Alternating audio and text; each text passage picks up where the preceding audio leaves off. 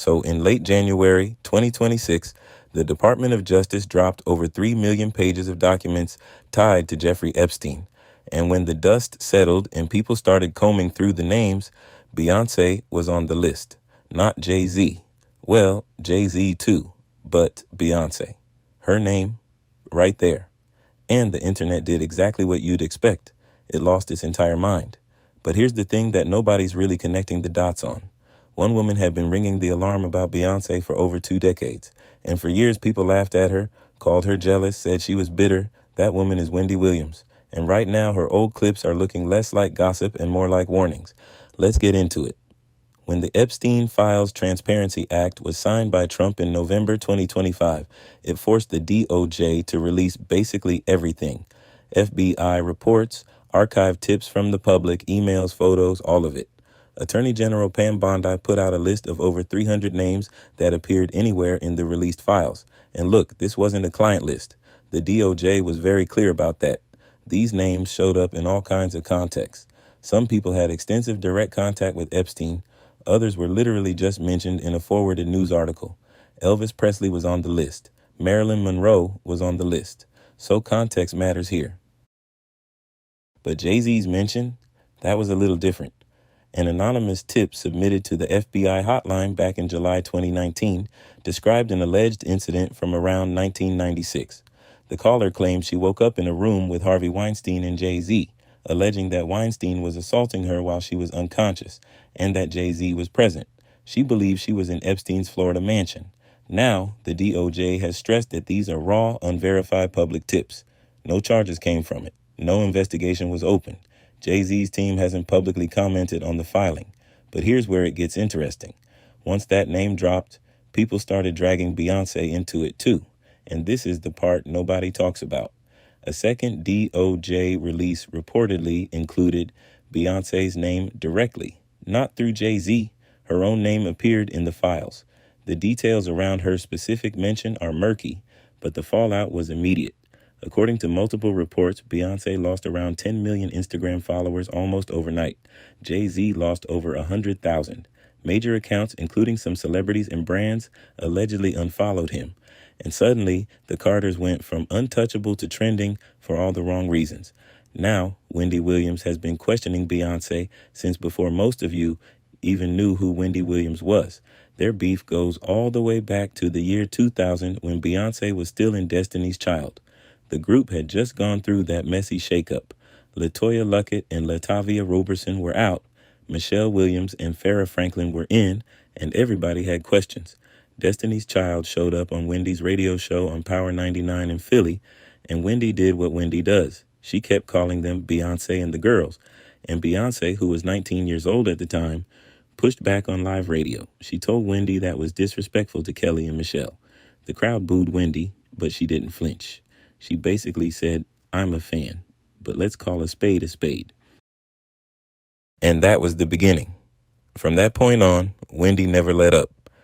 Fast forward to 2011, and Wendy stirred up one of the biggest Beyoncé conspiracies of all time.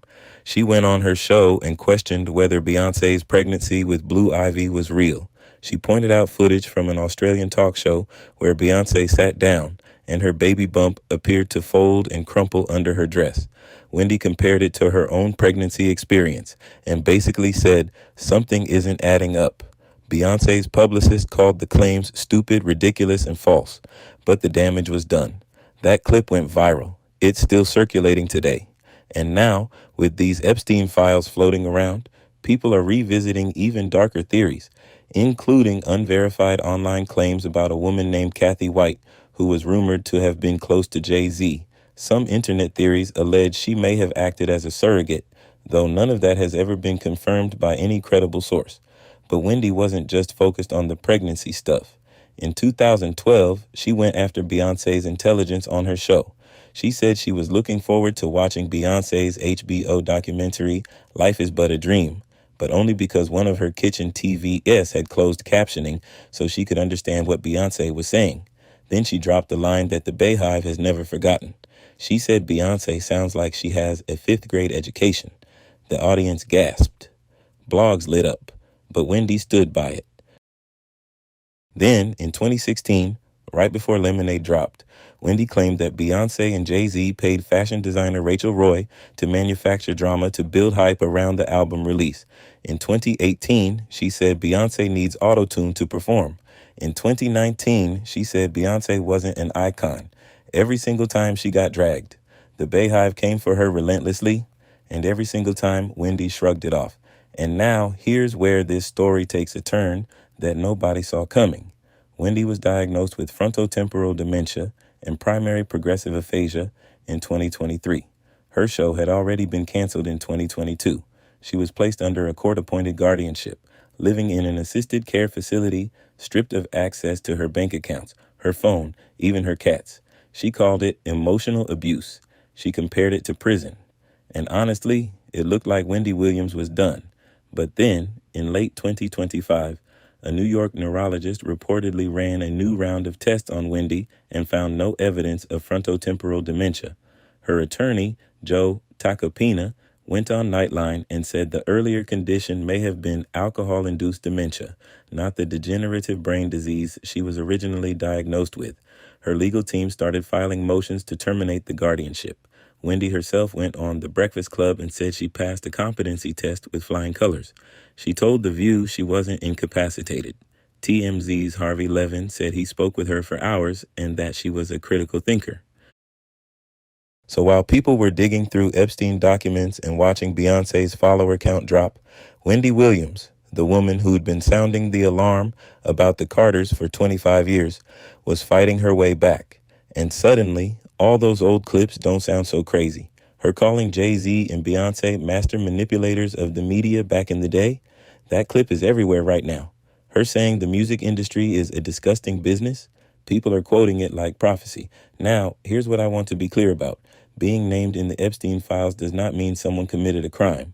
The DOJ said that themselves. A California congressman literally pointed out that having Janis Joplin, who died when Epstein was 17, on the same list as convicted predators without any context was absurd. One viral post from a Beyoncé fan account went through all 86 mentions of Jay-Z in the files and found that most of them were tied to unrelated things like website references or concert tickets. So we have to be fair here. But we also have to acknowledge that the public perception has shifted, and Wendy Williams, whether you love her or can't stand her, was out in front of this conversation when nobody else in mainstream media would touch it. She said the quiet part out loud on network television and took the heat for it, repeatedly. The timing of all of this, the Epstein files, the follower drops, Wendy's potential comeback, her possible misdiagnosis, it all landed in the same window. And honestly, it feels like we're watching a story that's still unfolding in real time. So here's what I want to know from you. Do you think Wendy Williams was trying to warn us this whole time? Or was she just doing what she always did, stirring the pot for ratings?